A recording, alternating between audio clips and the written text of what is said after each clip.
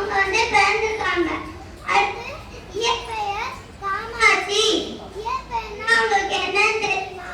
இயற்பெயர்னா அவங்க அம்மா அப்பா வச்சதுதான் இயற்பெயர். அடுத்து அவங்க வழங்கப்பட்ட பெயர்கள். கர்ம வீரர், பெருந்தலைவர், கல்வி தந்தை, படிக்காத மேதை.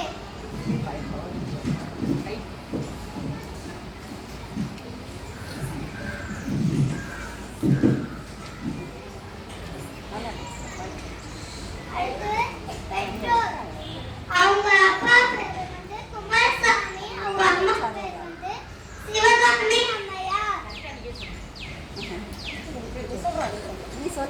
அடுத்து பதவி. பதவி தமிழ்நாட்டின் முதலமைச்சர் 1954ஆம் ஆண்டு வந்து அவங்க முதலமைச்சரா இருந்திருக்காங்க.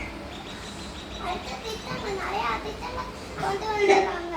அவங்க வந்து திட்டங்கள் கட்டாய கல்வி, இலவச கல்வி, மதிய உணவு திட்டம், மின் திட்டங்கள். மதிய உணவு திட்டம் தெரியுமா? மதிய உணவு திட்டம்னா ஸ்கூலுக்கு வந்து பசங்க காலையில சாப்பிட்டு வராங்க என்னன்னு தெரியல, ஆனா மதியானம் சாப்பிடாம இருக்கக்கூடாதுல்ல, அதுக்காண்டி காமராஜர் வந்து நிறைய சாப்பாடு கொண்டாந்து பசங்களுக்கு கொடுக்குறாங்க. சாப்பிட்டு நல்லா படிக்கணும்காண்டி. அடுத்து அவங்க ஆட்சிக்காரன் தமிழகத்தின் பொற்காலன். பொற்காலன் சொல்லுன்னு தெரியுமா?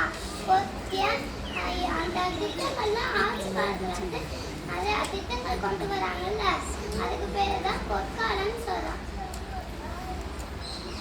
அடுத்து விருது. விருது பாரத ரத்தினா விருது